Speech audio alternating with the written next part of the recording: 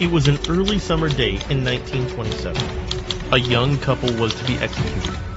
But before the triggers were pulled, the wife hugged her husband. We didn't have a wedding ceremony, so the gunshots today will be our ceremonial music. The lovers, Zhu Chen and Yu Zhoujian, died in their 20s for China's revolution. Nearly 50,000 early Communist Party members like them were killed within a year after the military coup. The young political party, founded 6 years prior, was dealt a heavy blow after losing 3/4 of its members. How then does this party, at the blink of falling apart, come to have more than 91 million members in its centenary year? The answer goes back to China's deep crisis in the 19th century. Since the defeat in the Opium War, China had become prey in the eyes of Western colonizers, empowered by the Industrial Revolution. Forced concessions and indemnities ended up on the shoulders of ordinary Chinese.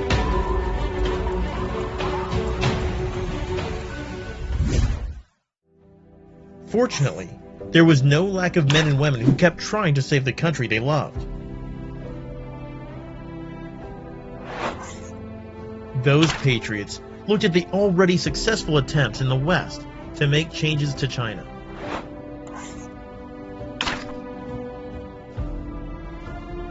They tried to push for reform and build a constitutional monarchy, but it failed.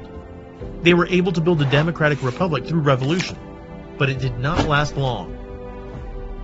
中华民族是很有上进心的啊，面对这种外来的压力嘛，就做了很多尝试，但是大部分确实都不成功，国家的工业化也搞得不好，又有外地入侵啊，那么然后最终呢，这个人民还是选择了一个领导能力更强，而且更有现代化目标的一个政党，就是中国共产党。On May 4th, 1919, patriotic students in Beijing took to the streets to protest the government that caved into the unreasonable demands of imperialist powers after World War I. The protests soon spread to more than 100 cities across China, with huge support from workers who went on strike. During the protests, intellectuals influenced by Marxism after the October Revolution in Russia were touched by the power of workers in the fight to save China. Early communist groups started to sprout up in Chinese cities with a large working class.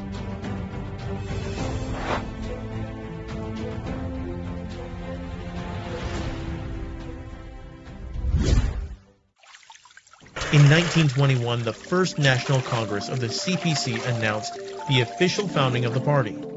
By then, there were more than 50 CPC members across the country. But this small political party had the answer to the question: what's the way out for China? 就是从它建立起，就下决心要深入下层，到占中国人口绝大多数的劳苦大众中去开展群众工作。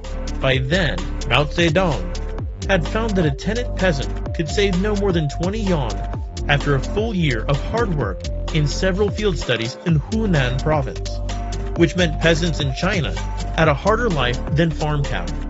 But the needs of those peasants, the silent majority of Chinese people, were rarely noticed by previous reformers until the CPC. Such realization echoes with the essence of Marxism, which is to create a society without any exploitation. The party soon worked to mobilize peasants, paving the way for its unique revolutionary strategy of surrounding cities from the countryside, and eventually established a new China. The CPC's decision to choose Marxism as its guiding theory was a wise one that understood the misery and capacity of the many workers and peasants in China. And the only thing that draw people together is by addressing majority people's concern. When you side it with the overwhelming majority of the people, the peasantry, the workers, people in the lower, you will get their support. The people know who best serve their interests, and therefore choose the CPC as the leadership to win independence. In Chinese, people say 选对对, which means choose wisely. Just as President Xi Jinping said, the path of socialism chosen by China is a choice made by history and by the people.